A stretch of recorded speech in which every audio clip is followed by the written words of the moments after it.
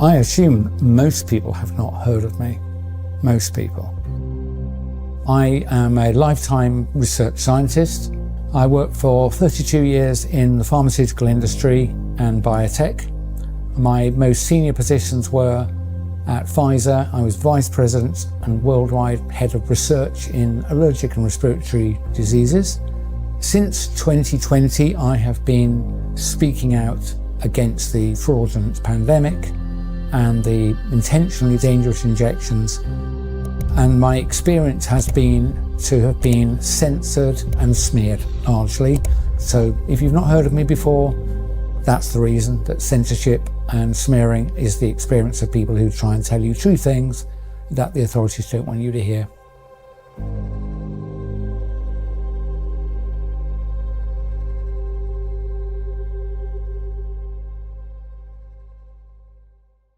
I don't want to give up because I'm, nothing to say, but I think I've said enough that if anyone's looking at what I've said or looking for me, they can find me easily enough. And if they're not, putting out another 10 videos or 100 videos is not going to reach them. So I think there'll be things for me to do. I think this could easily be a year of major change, but I can't see the point in doing that much more, frankly. I've done over 300 video and audio interviews, and I'm more concerned than I was in 2020, 21. I'm more certain, unfortunately, I wish I wasn't, I'm more certain of the tentative concerns I had then. I've got a much better understanding of the history behind what I call the nonsense, the 2020 lies of the not pandemic. And to inject people with the not vaccines. Yeah, I got a much better understanding of all of the work that's preceded it.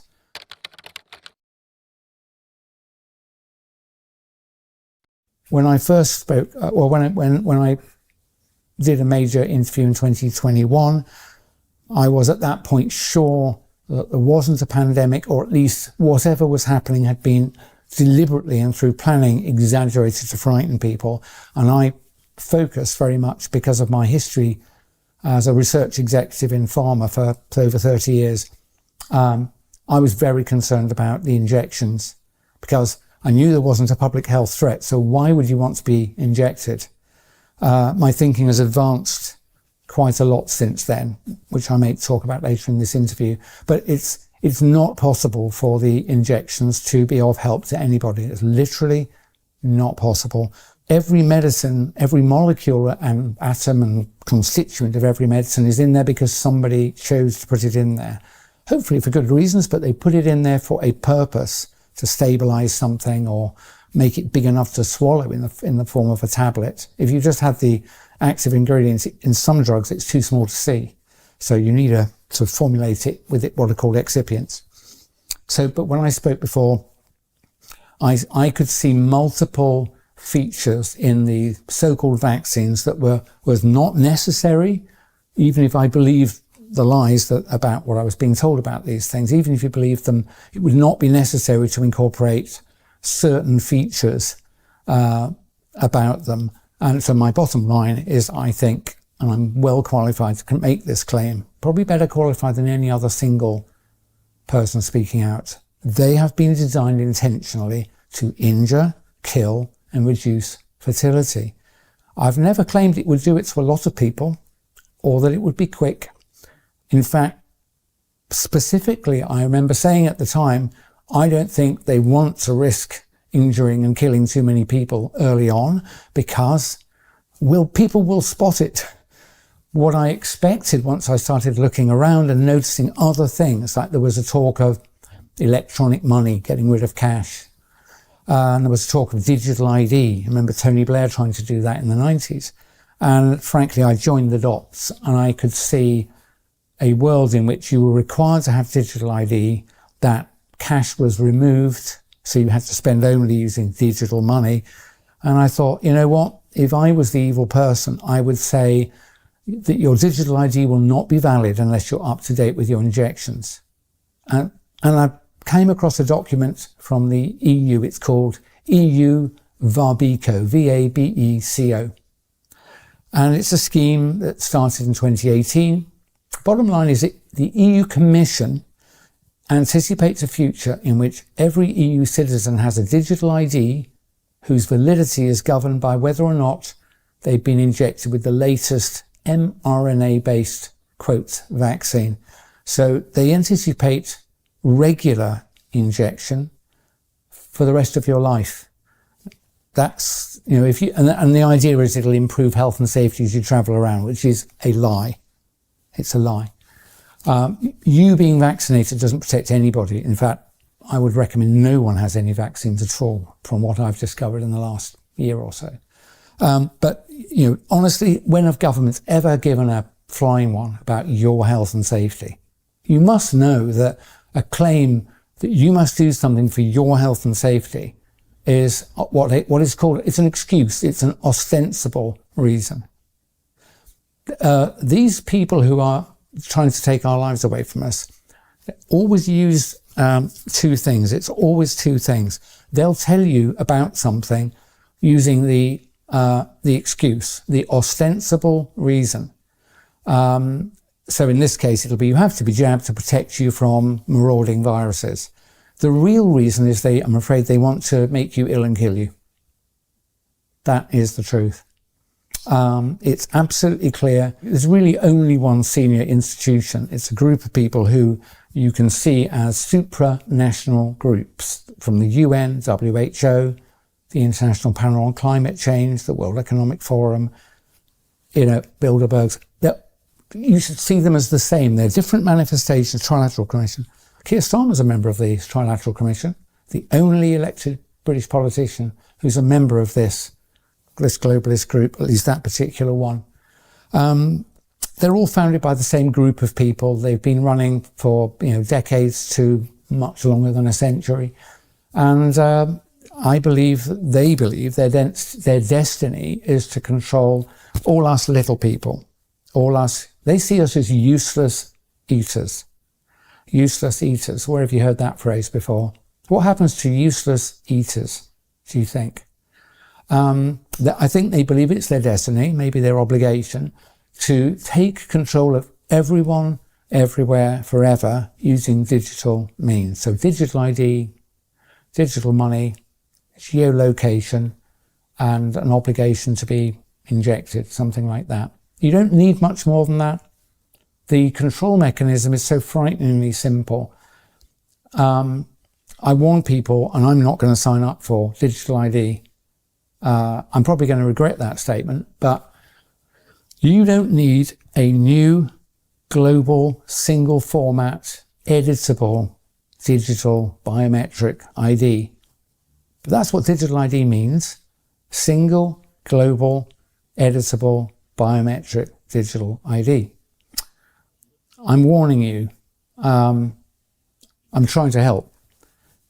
It's the last really important decision you will get to make. If you sign up for it, the people who are taking over do not require your consent, your collaboration, you to do anything after that. And this is why I'm going to tell you why.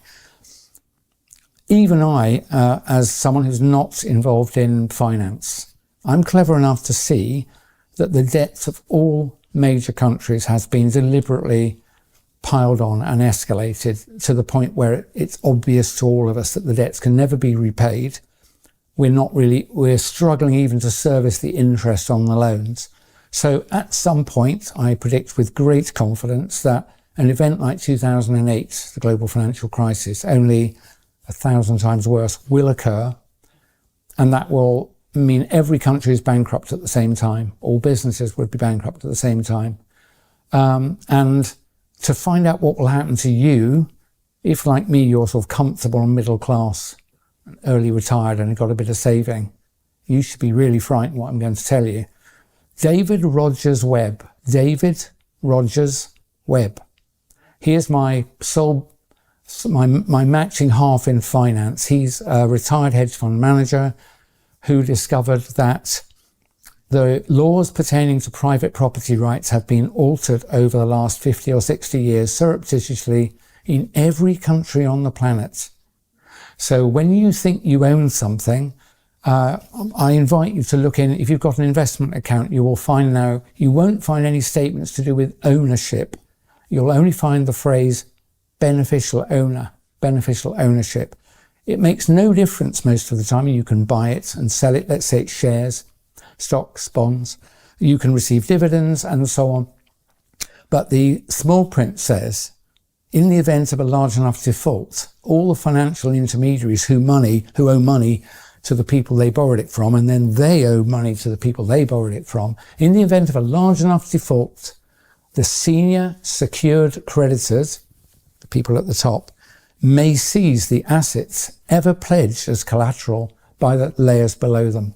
That includes your house, your pension, any stocks and shares you have in an account with an intermediary like Hargreaves Lansdown, AJ Bell and the like, JP Morgan. Basically, legal theft of all of your assets will occur, I think, within hours of a large enough financial crisis that I've just discussed.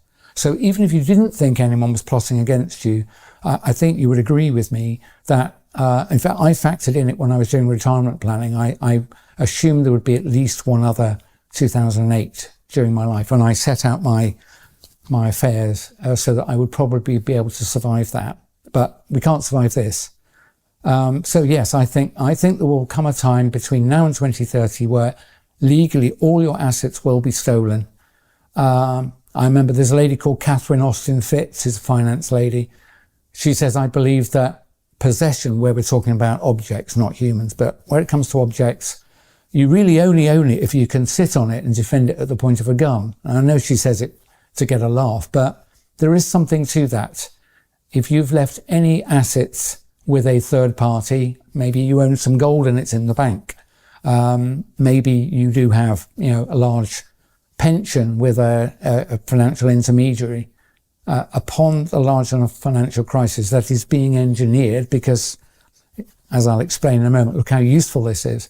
At the moment of that big enough financial crisis, all of the institutions will be bankrupt and all of the assets will be moved legally, stolen legally, and they will belong to the senior secured creditors, because those assets have at some point been used in a financial transaction. There's no point in you protesting that they haven't told you they've borrowed it and it's not really theirs. This has been tested in a major court in New York, where one financial institution was both the custodian and acting on behalf of senior creditors. So it stole the assets of another of its clients.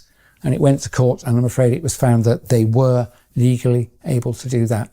So David Rogers Webb, a free book called The Great Taking, is my gift to you. You should go and read that. So that's part of the takeover. It is a takeover. It's a global coup. And I've explained that if you sign up for digital ID, it'll be the last really important decision you make, because your digital ID will be the only thing that your governments, institutions, and anybody authorized by those holding power will recognize you through. So you won't exist anymore. You'll be replaced by a QR code. You are not a number. You're an address to some resources. And that makes it particularly dangerous, because those resources can be edited. And one of those fields, for sure, will be your vaccination status. And I'm absolutely sure, because I've seen it written down in multiple documents, that your digital ID will only remain valid if you comply with the conditions of validity. So one of them will be, have you had your latest recommended or mandated jabs? And because of the fact that I'm qualified in toxicology and worked for decades with others in what's called rational drug design, when I look at these jabs, the constituents, I am certain, formally certain, that they were designed to hurt you. And so, the digital ID will lose validity unless you roll your sleeve up. You must see that's designed to injure and, I believe, ultimately kill you. But you won't be able to escape that, because all your money will also be associated with your digital ID. So let's say you've gone to a supermarket, you want to buy a drink and a sandwich. You'll beat them through and it'll say, how do you pay? And it'll say, present your digital ID. And the cash register, as it were, the cashless system, won't proceed until you show it your QR code. And if you're not vaccinated, and if that means your digital ID is not valid, it will say, sorry, transaction refused. The merchant will not be able to sell you the product. So you can see how difficult this is. Now, a valid digital ID, just like a valid passport, is today required to cross a border. And I have no problem with a passport, of course. But I'd be pretty cross if to buy petrol I had to show my passport, or to buy a bottle of water I had to show my passport. But that is what's coming. You'll have to show your digital ID. If you said hurty words on the internet, you might find that your digital money doesn't work. If you're outside of your 15-minute zone and you're not authorized to be, you will not be able to buy anything. That's what's coming. It's the ultimate tool of slavery, the digital. It's called the digital gulag by other people. I think that's not a bad phrase. And the way to stop that happening is to put your foot down and don't sign up for it. If they tell you, say you're, if it's a government, they might say we're not going to give you benefits unless you sign up for digital ID. I can't help that. I'm going to tell you, you at this point have to choose. Obviously going to engineer it so that you'll feel you can't refuse. If you sign up for it, your life is going to end. Your free life is going to end. So I would say, like I always did with the jabs before I really knew what was going on, I would say, don't decide anything now. Defer your decision a month, maybe another month. Same with digital ID. Please, when it's first put to you, and especially if they threaten you, we'll have to fire you if you won't sign up for this. This is good for you, is it? Why would they threaten you? Why would they punish you for not doing something that's supposedly good for you? And the answer is, I mentioned earlier, always two reasons: the ostensible reason, the excuse, or the real reason. And the threats come because the real reason is what I've been telling you. It's for bad. So if they tell you they won't pay your benefits if you don't sign up for digital ID, I'm going to ask you to swallow hard and not sign up. You might have to sign up in a month or 3 months. Don't sign up. The more people who don't sign up, the more likely we are to be able to defeat this, because other people will be taking their lead from you. So if you've got children, I think you should be willing to go hungry for a bit. If I have to, I will, in order to stop this happening. So I've made the bold statement, I'm not going to take on a digital ID. And some people have said, you will lose access to your money in your bank accounts. Do you know what? So be it. If I sign up for it, what's going to happen is what I've outlined to you. Money's not going to matter. One, they'll steal it. And secondly, I don't want to survive in a world in which I'm beeping my way into and out of shops and beeping my way to buy some mouldy bread with insect flour, right? I'm not going to live in that world. So I'm just going to stop. And the worse the punishment threatened, brought upon me, the worse the retribution, the more sure you should be that this is a bad thing. So even if they say we're going to fire you, say respectfully, I don't trust this system. I'm going to defer my decision. I'm not going to sign up this month. Let them fire you. I think they'll have to give up. Remember NHS 100K when they said, we're going to jab you all or you'll lose your job. And 100,000 of them campaigned on the street. The government actually gave in the next week. So there's enough power if we only just take our courage in our hands. And you only need courage when you're threatened. You need some courage now. You need some courage now. I'm not frightened. I don't look frightened because I'm not frightened. Everyone's life comes to an end eventually. I don't want it earlier than necessary. But if I do what I think these evil tyrants want me to do, the end of my free life has been reached. Honestly, I think we can defeat this if enough of us are reasonably brave. You don't need to fight anybody. It would be pointless. They'd love you to get young, strong men if you get fighting on the street. I bet the government would love that. Never been my style. But the way to fight it is literally not to comply. So don't sign up for digital ID. I would say if they tell you there's another scary event and you need to go home and stay in, go out for a long walk. Go and find several friends and go for a long walk. If you believe at this point what you're being told on the mainstream media, I've lost all sympathy for you. So you don't have to do the research I've done, and you don't have to be a conspiraloon at this point to work out that something very bad is happening. So don't let them inject you with anything, is my recommendation. And don't allow yourself to be locked down or forced to wear masks or frightened by anything. It's all lies, all of it. And you've got to take your courage in your hand now and think, do I trust the BBC or this guy, Dr. Mike Yeadon, who warned you about the toxicity of the expected toxicity of the injections I warned about in writing before they were authorised in December 2020. And every day I wished I was wrong, but I'm not wrong. And having been right about that for 4 years, then I think at least do me the honour of exploring some of these things. So I've talked about David Rogers Webb. Another person I recommend, Ben Rubin. Again, I recognise a brother. He was in corporate consulting in one of these, I think KPMG or PricewaterhouseCoopers. And he has discovered that 20 years of his career was to do with like globalizing corporate systems, information systems and so on. And I think when he realized that he'd been part of, preparing an unpleasant scenario, a bit like me with pharma. Luckily, I had retired before I realised what was going on. But just to be clear, I would not take a commission in pharmaceuticals or biotech anymore. I wouldn't work in that sector anymore. I don't trust it, and I don't think it's a good thing. So Ben, look at what Ben Rubin is saying. Ben is a guy who spends a lot of time looking at like whole of governments, looking at whole of corporations, looking at integrated systems. And so he will do a much better job of explaining, as it were, politically how we got here. But I think I'm pretty good at telling you, don't take the vaccine, and don't be frightened by the lies they're going to give us. That's what I would say. And for goodness sake, don't sign up for digital ID.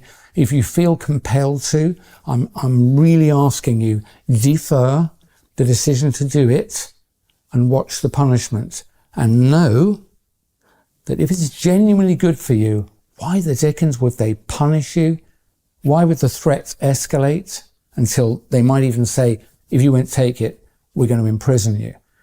They won't start there. They will literally start there with a financial disincentive. So defer the decision, even if you think you're going to have to sign up, please, because I think we can defeat them with that one move. And the other one is, don't believe the lies anymore. There's nothing much to be frightened of other than other humans, really. Other plotting humans are the thing you should really worry about. And there are plenty of them, and I'll name one of them, our former Prime Minister, Tony Blair. He's not a good person. He's really not a good person. So we came into government, you will remember, not left, not right, but the third way. Do you remember the third way? What it involved was public-private partnerships, which meant we'll borrow money from private financiers and we'll spend it on public services. So that means your country will improve without you having to pay any taxes. And when I heard that, I thought the chickens will come home to roost. And so we got lots of new hospitals. We didn't have to pay for them at the time. We were just servicing the loan, something like that. Chickens have come home to roost. The country now has enormous structural debts. And I think debt repayment it's either the second or the third largest item on the budget already. It's more than we spend on education. Next year, it'll be even more. And, it will become the largest budget item if the country survives long enough. So Blair, we voted him in. Blair has, all the other countries in the West have been guided to do this. So they've all borrowed so much money that they are effectively bankrupt. There's probably no hiding from that, but let's not make it easy for them. So yeah, they bankrupted the country and they've hidden that, but it's very clear to people like David Rogers Webb. And I anticipate we'll have other scares, like, honestly, if they tell you about bird flu, it's like a chicken with a cold. You know, have you ever seen a chicken with a cold? Have you ever seen them coughing, sneezing? Birds don't get flu. Birds do not get influenza. They don't. They do not get influenza. Spend 5 minutes looking at the bird, the respiratory tract. Look at the lungs of a bird. And you realise it's so different from a mammal's lungs. It's like you would realise why they can't get colds or flu. So they're lying to you about these illnesses. Birds can get sick, but they haven't got flu, and it's not contagious. So, and the PCR test is a measure of nothing. It's fraud. And when they tell you, oh, we found bird flu in a flock in Aldermaston or something, they will have used PCR, which is fraudulent, to get that result. And they could make the birds sick in any number of ways just by treating them badly. If they overcrowd them, that will make them sick. If they stress them, that will make them sick. And if they then come in and test them, they can claim bird flu in the flock. Then they can kill all the birds. And then they can say, oh, look, bird flu is going around. Then they'll lie and say, first case of bird to human transmission. It doesn't even exist because, like I told you, birds don't get colds. Birds don't sneeze. Have you ever seen a bird coughing? Please, you must know they're lying to you. And I wouldn't think monkeys get pox either. Really. They're hairy. Anyway, I haven't looked at that one in any great detail. But what I have looked at since I last gave a substantial interview, this one's often very difficult. When I was younger and I was taught biology and so on, so I didn't work in virology. So I remember being taught things and then I remembered them. And I'll come back to what knowledge is in a minute. So I was taught that colds and flu are caused by submicroscopic infective particles called viruses. That's what I was told. They float around, you inhale one, if you're susceptible, you get a cough or you get a cold, whatever it is. And that model seemed okay. I didn't work in the field, so I never examined it again. And this is an example. I'm asking you to ask yourself what you know, what you really know. I've had to do that I thought I knew quite a lot, and I've realised over the last 5 years I don't really know anything. So knowledge. I think there may be multiple kinds. I'm not a philosopher, but there's at least two different kinds. One is things you know because you yourself have done the work. Maybe if you grew some crops or had cared for an animal or another person. Things you know from things you've done personally. You've verified them. Then there's the other knowledge, which is most of what we call knowledge, which is, I would characterize it as someone told you and you chose to believe them. If you ask yourself honestly about what you know, how much of what you know belongs to the second group? Someone told you and you chose to believe them. I think it's most. So I had to be humble, not the big man, big clever scientist. I realized most of what I've been taught is a lie. Wasn't an easy thing to come to grips with. Partly why I wouldn't work again in the sector. I couldn't even do an honest job because I don't trust the literature. But here's the thing. So I was told this is how flu and colds work, that flu and colds were due to submicroscopic infective particles called viruses. And that you caught them from another person, you could give them to a person. That's what I was told. That's the model. That's the scary thing they tell you. That has been tested in formal settings. A clinical trial in a case like this would involve volunteers who have got colds or flu spending a few hours in a room with a healthy person. And then the two people would go their separate ways and the experimenters would follow up the healthy person over the next days and weeks.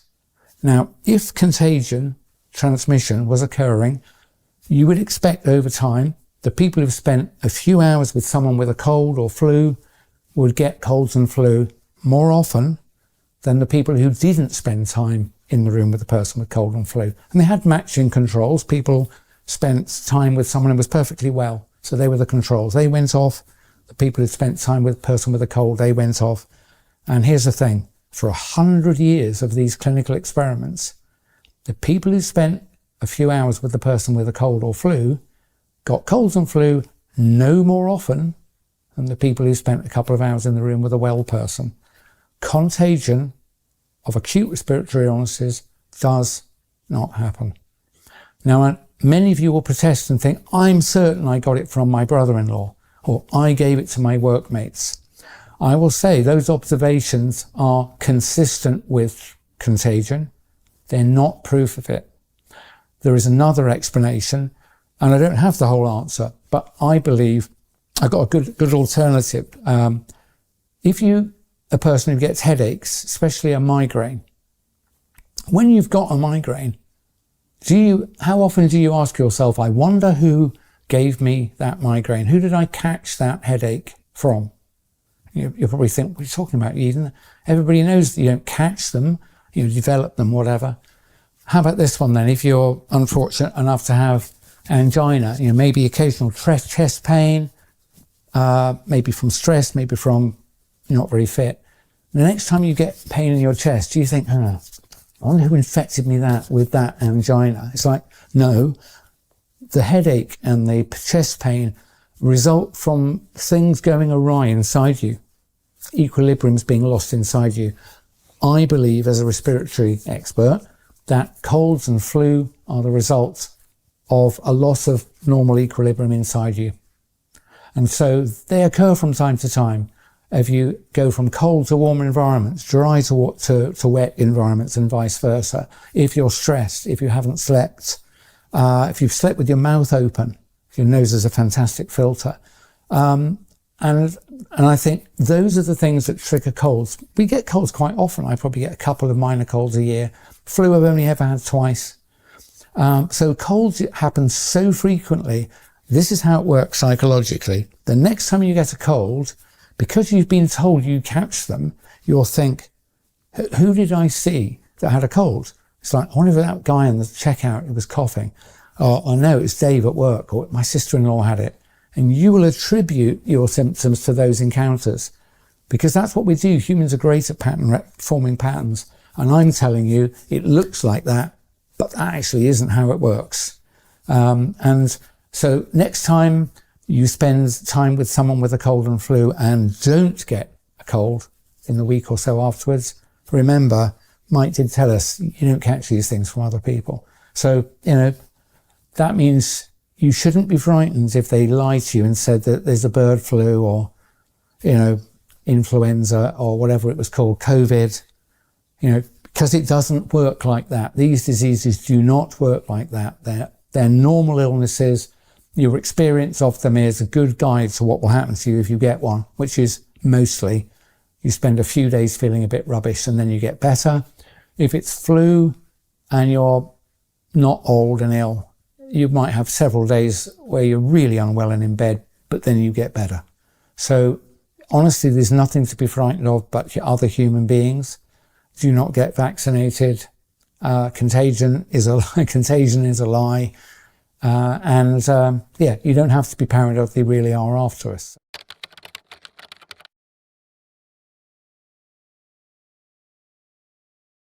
I would like to come back to something very, very important that I've discovered. It was absolutely horrifying. And when I tell you, and it's right in my field of expertise, I was the vice president for years of new therapeutics for allergic and respiratory diseases, ANR.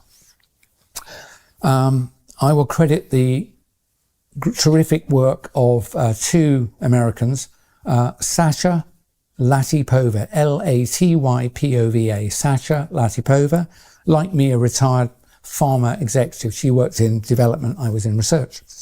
And a legal scholar called Catherine, with a K, Watt. Catherine Watt, W-A-T-T. They write on Substack.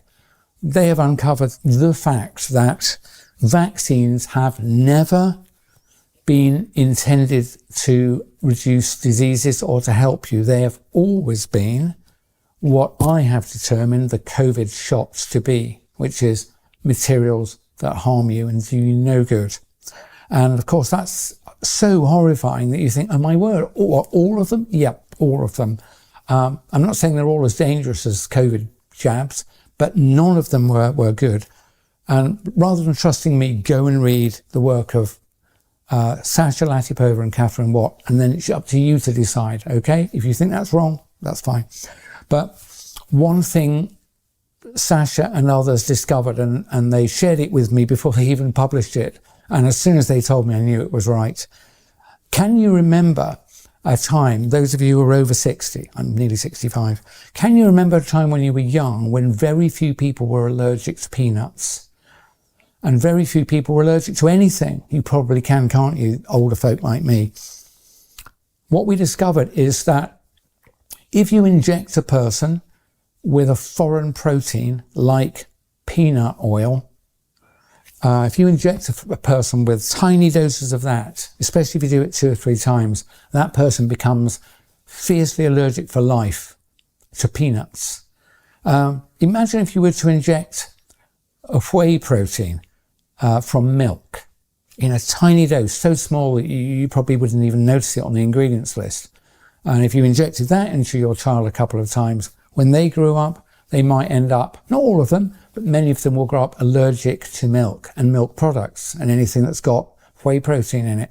Imagine if they injected you with a beef protein that came from plasma, for example. You often see that in products. A tiny dose, a really tiny dose, so small it'll be off the bottom of the ingredients list, and you injected that person twice with it, they'll become intolerant to meat. Unfortunately, that is all true. All of those ingredients have been found in at least one of the vaccines on the vaccine schedule in America, and they're pretty much global products. These diabolical people have included components in the jabs that your children have been given and you may have received that were designed to sensitize you to every single basic food item. You know, to wheat, to corn, to beef, to chicken, to milk. That's why the number of people, I think like 1 in 3 people has some kind of allergy. It's like, they didn't, when I was young, they didn't. Sasha Latypova was born in the USSR, and as she said in her fruity Russian, she said, when I was young, no one had allergies. When she came to America, I think in the 80s, it was like, what gives? And so she was probably perfectly poised to spot this. And so she discovered this, and she noticed that a scientist called, I think it was Charles Richet, something like that, 1902, 1905, given a Nobel Prize for discovery of this mechanism. If you give tiny doses of foreign protein into a person separated by 2 weeks, they become violently and permanently allergic to that substance. You know, even if you touch it on the skin or put it just in your mouth, on your tongue, or certainly if you eat it, you've got a worse than even chance of having an allergic response to it. These people have sensitized you, those of you who've been vaccinated, to large amounts of the natural environment. I mean, how diabolical is that? And it's exactly the same mechanism as I called out in 2020 about the COVID jabs. Remember I said that if you ask the human body to make a protein that doesn't belong in you, a non-self protein, a so-called spike protein, wherever it came from, I said if you do that, it will make you, your body will cause an autoimmune reaction, or your body will then make foreign material, your immune system will say, what the hell is that? And will attack it. So it's like a failed organ transplant. It's autoimmunity. That's what has happened through the whole history of vaccination back from the late 1700s to the present day. And that's pretty bad. So that's what I wanted to tell you about vaccines. And as a result of that, I am proudly anti-vaccine of all kinds. Remember, I've told you, at least where it comes to acute respiratory illnesses, they are not contagious or infectious. They're not caused by viruses because there's no scientific evidence for the existence of respiratory viruses. I know this. I've done the work now. I've studied all of the literature. I've studied the clinical side. I've looked at the cell culture side. And as soon as I did, it's so obvious to me that each of the so-called pillars of evidence are fraudulent. They are fraudulent. I haven't personally looked at every virus, but if you go and look at recordings by people like Stefan Lanka, Samantha and Mark Bailey, Andrew Kaufman, anyway, there are several brilliant people I reached my own conclusion by doing the work in respiratory and allergy. I have to say I'm going to leave it to other people to do the work in their own fields, but that has allowed me with confidence to say the things I now say. If any former colleagues, please, want to talk to me about that, if they think I'm wrong, I'm not wrong. I can show you chapter and verse, all the literature references going back to acute anaphylaxis. I've used these models in vitro in industry. It's like, and how do we achieve them? You administer foreign proteins twice, about 14 days apart. It's like amazing how I didn't spot it. People don't spot things. I didn't spot things. Even in what the Americans call your own wheelhouse, because you're not suspecting people are out to harm you. You literally don't interpret this action, which is bad, because you're not looking for bad motives. So now I can see so many things. I understand some people don't want to even tackle this topic. And I've been warned by people that if I say acute respiratory illnesses, colds and flu are not caused by, infectious particles, they're not contagious. If I say that people will not believe me. Well, I'm not going to lie. There's no point in me sitting here and telling you anything if I don't tell you the truth. I'm sure it's true. Some people will reject everything I've said because of what I've just said, but I can't help that. But I am qualified to have done the work. And you may note, I restrict my remarks to acute respiratory illnesses, because that's where I've done all of the work. I've read all the papers. I can show any other scientist I can send them a list of the papers if they want. So if someone thinks, no, he's wrong, if you're a qualified scientist and you think I'm wrong, contact me and we'll have a phone call and I will send you the papers. And I think you will have to conclude, as I do, that contagion isn't a thing. Obviously those illnesses are real. I've had 2 bouts of flu, and dozens of colds. But basically all I'm telling you is that the attribution, the mechanism of them happening is not what we were told. It's something else. I've spent a lot of time working with others in designing therapeutic aerosols, things that you can inhale and will land in the airway. So I know a little bit about the internal architecture of the lungs. You may have heard statistics like the inside surface of your lungs, if spread out flat, is about the size of a tennis court. I mean, whether that's exactly right, I don't know, but it's big. It's a big surface area. And every part of that internal surface is covered with a thin layer of liquid, which has got little mucus in it. Imagine your body all day and all night for whole life has to regulate the thickness, the depth of that little layer of water. If it's too thick, or if it's too thin, or if it dries out, your lungs won't work properly. But I think occasionally they do veer off course. Patches of your lung lose control of what's called airway surface liquid, the wetness on the lining of bits of your lung. I think that's what a cold is. Seriously. I'll also offer one last piece of evidence, just to show I've done the work in my own area. You may know some people with cystic fibrosis, CF. It's a very unpleasant disease. It varies, though, in severity from, I didn't know you had CF, to poor babies that don't make a year old. What's the key problem in CF? It's to do with regulation of the state of hydration of your lungs and also your gut to some extent. People who made adulthood with cystic fibrosis, not the most severe cases. What's the most common thing that happens to them? They get colds very often.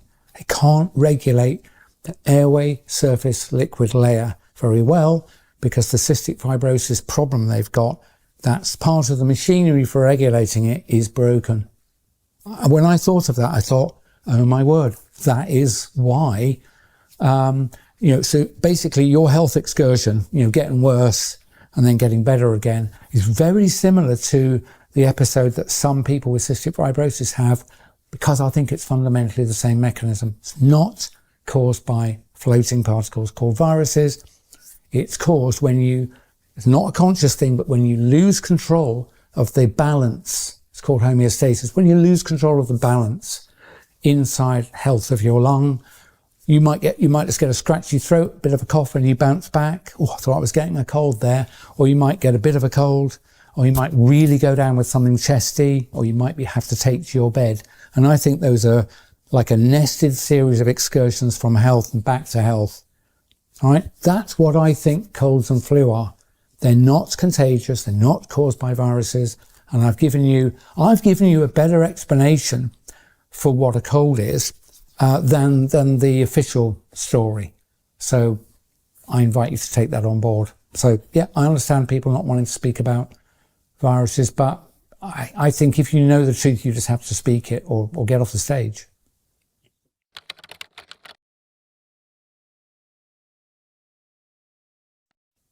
In many interviews, I've been keen to tell people that there wasn't a pandemic, there wasn't a public health emergency, there was nothing unusual happening. Sometimes I'll refer to the numbers of people, going into hospital or dying of things, but I've got something that I think is more useful. In order for an emergency to be declared, like a fire or like a shark approaching a public beach, holiday beach, would you agree with me, ladies and gentlemen, that before you would call out the fire engines, you'd probably be smelling smoke somewhere, someone would be, or a smoke alarm will go off. Before you would call shark alerts and get everybody off the beach, you would think someone would have seen a fin, yeah? Or someone in a helicopter said, hey, I can see some sharks approaching the beach. What I'm telling you is before an emergency is called, there is already an event at some level that someone is able to see, to detect, and warn you about, and you think, oh, that was really good that they warned us. In the case of the pandemic, that nice man at the WHO, Tedros, clever he may be, but he's not a fortune teller. He doesn't have foresight. He hasn't got long-range binoculars. He's not got a time machine. In order to declare a pandemic, which I think he did in 2020, March, whatever it was, he has to have some evidence of that. There's a little problemette, ladies and gentlemen. Not just me, but Dennis Rancourt in Canada and many other researchers have looked for signs of illness, respiratory illness, which surely would be growing somewhere in a small way in order that the WHO from their esteemed exalted position could aggregate all that data and go, oh my word, it looks like there's something like a pandemic beginning. There is nowhere in the world that you can find increased frequency of respiratory illness and respiratory deaths anywhere until after the WHO called a pandemic. Ladies and gentlemen, they called a pandemic with no evidence of a pandemic because they were lying to you. They were lying to you. Then they created all our governments created the impression of a pandemic by misusing a test that doesn't measure what it says, PCR. There's literally, what we had is a pandemic rollout of the test. It's as simple as that. Increased number of cases everywhere was a pandemic of a rollout of a rubbish test. It's not a mistake. They knew it was rubbish. They designed it to be rubbish. They designed it to produce positives where there was no illness. And then when people died, they said, oh, they had COVID. They literally did that. And then, I'm afraid, medical procedures in care homes and hospitals led to people being killed. But this is old news. You've heard all this before. But I just wanted to tell you, you can't have an emergency without some sign of that emergency emerging somewhere. You need that information in order, as a leader, to say, I'm afraid, folks, I've got bad news. There's an emergency coming, batten down the hatches. For these pandemics, they just lied to you. Nothing was happening. If you go and look for it, you'll not find the evidence. They called the pandemic, and then the data started arriving, which was fraudulent. So it's as simple as that.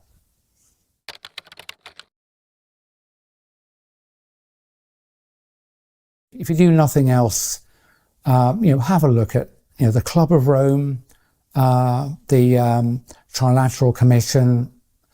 Honestly, things like climate change and diseases that pandemic were decided to be used by people concerned about population, for which there's no evidence of real concern.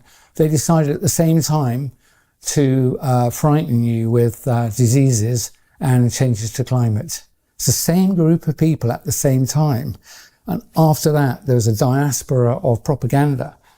Honestly, people might say you're not qualified, but, you know, I'm very qualified to read the scientific literature and to find my peers.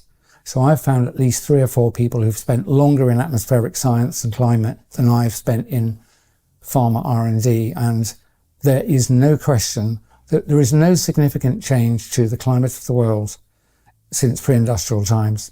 Some people think it's a degree warmer or so. We're not sure. We weren't measuring it very much. Honestly, where do you think they got the temperature data from when there were virtually no thermometers? And they weren't calibrated to each other, and no one checked what the records really said. So this idea that they know it's 1.5 degrees, it's a lie. The temperature of the world has changed much more than that, repeatedly in geological history, much more than that.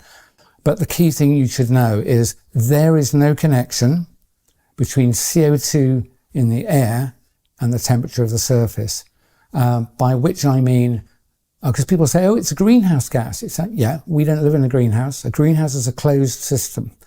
If you modify CO2 in the atmosphere, a pretty much open system, all that happens is the bits that are warm transfer their energy to other atoms and then they radiate them back out into space. The reason we know this is that there are ice cores from deep polar ice that have been looked at by several independent groups. What they all show is, yes, temperature has modified over time. Atmospheric CO2 has modified over time. Here's the important information. Changes in temperature always preceded change in atmospheric CO2. Atmospheric CO2 moves in response to the change in temperature. Warm water doesn't hold as much CO2. The seas are big. There's a lot of volume of the sea, so there is a lag. But after temperature of the air has warmed up, after a large lag, the sea warms as well. It releases some of its CO2. Everybody knows a fizzy drink loses its bubbles, which is CO2 dissolved. It loses its fizz when it warms up. So you know what I've just told you is true. Warm water holds less CO2 than cold water. When the Earth warms due to changes in solar output, modification of our non-circular orbits, alteration of the angle of the Earth to the solar ecliptic, any of those things and maybe others, whatever it was that makes the Earth warm or cool, the CO2 movement takes place afterwards and in the same direction. So all of this fear-mongering about burning fossil fuels, adding CO2, and that will change the Earth's climate, it is a lie. And they're lying to you to frighten you and to get you to accept, for example, restriction on internal combustion cars. Given what I've just told you is true, why would you not have 100-year-old technology that's being refined and is the exhaust coming out of very good cars today is cleaner than the air coming in through the intake in any city that's a bit grubby. It's that good. Catalytic converters, nitric oxide converters as well in things, especially in diesels, computer-controlled fuel injection, stop-start. They're literally the air coming out. You can't smell petrol when you walk around London. When I was a kid in a big city, my eyes would stream from the raw petrol pouring out from the cars. So there's no justification for restricting the use of cars, petrol cars. You know the restrictions with electric vehicles, but my conclusion from watching other people who understand engineering, the push for EVs is nothing at all to do with getting you into an EV. It's to get you out of your internal combustion engine car.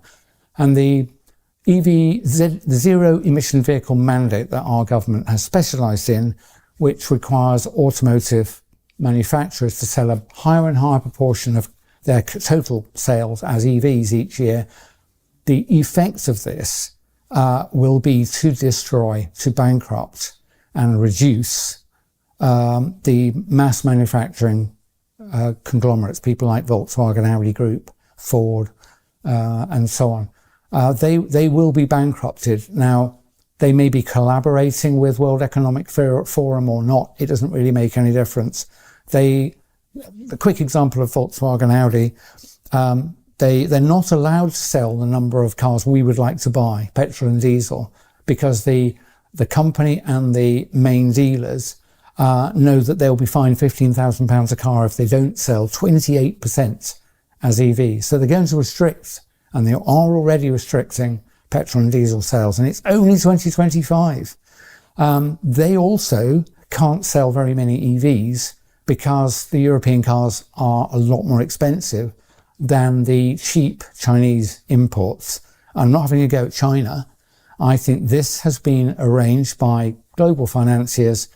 On the one hand, it's like a 1-2 punch. You can't sell petrol and diesel because we're not going to let you.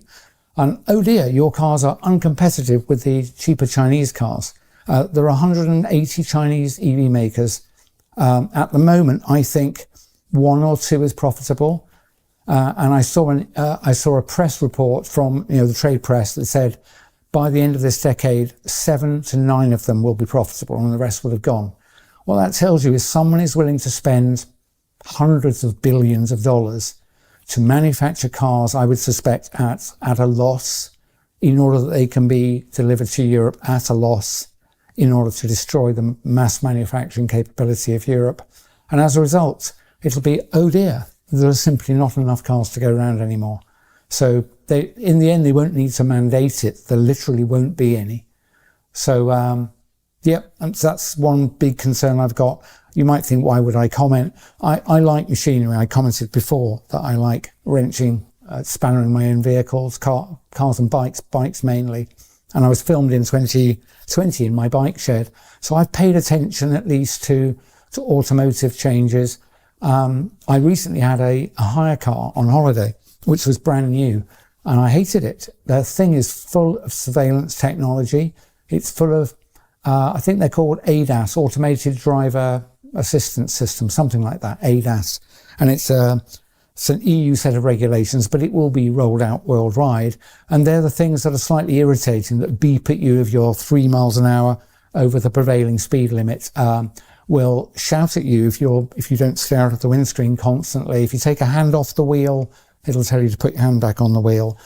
Those have, on average, I read in a trade press, over 10 cameras in the car, only a few of which are outside. Most of the cameras are facing inside and facing you. You are being recorded at all times that you're driving. It's one of them focuses on your eyes so that it's checking whether you're looking through the screen, whether you're tired or not, if your blink rate slows. And this is not to assist you. This is ultimately to ensure that you will not be able to control and drive your own car. So let's give you one example. You must have heard of 15-minute cities, even if you think it's a conspiracy theory. Just imagine your 15-minute city is a radius of, say, 3 miles from where you live. It might be that much in bad traffic. With these always-on cars that are connected, what do you think will happen when your vehicle crosses the edge of that 15-minute boundary? I know what's going to happen when it is turned on. The vehicle will probably slow down. It probably won't stop immediately, but it will be disabled. It'll go into limp mode and you'll only get into first and second gear. They're not going to allow you to drive out of the 15-minute zone in a modern car. And there are so many other things. That's called geofencing. Geofencing, one word. Go and look it up. I know personally somebody whose car was updated as a favour from a dealer, and when she got it back, being a lawyer, she happened to notice that she had to accept new terms and conditions. And she had plenty of time, she went through the terms and conditions. And one of them was, when you say OK, you will allow the manufacturer and the authorities to activate geofencing software in this car. That's what they're going to do. So, and that will ultimately be probably related to your things like your digital ID. Otherwise, where do they know where you are? Well, with the car, they know where the car is. But they probably want to associate the owner of the car. They'll know who's in it because your face is in multiple cameras. So they'll know who's in it. If you try to cover your face with a mask, I suspect the car won't start, if that isn't already incorporated. If I was an evil person, I'd design that. And you can assume that whoever's running this are more evil than me and more imaginative. Is this the world you want? It's not the world I want. Honestly, I would detach the internet, turn it off, and jump up and down on all the digital devices if I could. Yeah, lots of things would become inconvenient, but it's a much better world. And what's crucial about that world is it cannot be taken over by a small number of people. These digital devices are essential for the global coup d'etat, which started in 2020. Without that digital technology and the ability to communicate with you, to alter what your mind is thinking about, what you pay attention to propagandize you, and ultimately to regulate you through digital ID. Without that, they couldn't do this, all of this control. People say, oh, why do they want to do it? It's like, I don't know exactly. I used the example in several previous interviews that if you witnessed an assault of several people were attacking someone on the pavement, and you phoned the police and said, there's an ongoing attack and I'm worried a guy's going to be killed. I've seen a flash, which I think is a knife. Will you get someone here straight away? The police go, wait. And before we come out, we need to know what the motive is for the attack. It's like, see, asking why they're doing it is an understandable question, but it's not material to whether it's actually occurring. It is occurring. I don't know exactly why they're doing it. I don't know. I think they're deeply evil people who feel entitled to control the life of people like you and me, who they regard as profane, useless eaters. That was a phrase used by Mao, by the way, before he took steps, which led to the deaths by starvation of hundreds of millions of people. I think these people have absolutely no difficulty in taking steps that will lead to the deaths of hundreds of millions of people. It's been done repeatedly. And these people are entirely comfortable in doing it. And they are doing it. So I've said to people, you didn't know that the injections were dangerous initially. You do now. Anybody who rolls up their sleeve now and has an injection, I have no sympathy for you whatsoever. I know that's an unpleasant thing to say, but I'm not trying to be a diplomat here. If you are so stupid and uninformed that you will allow yourself to be injected again, I have no sympathy for you.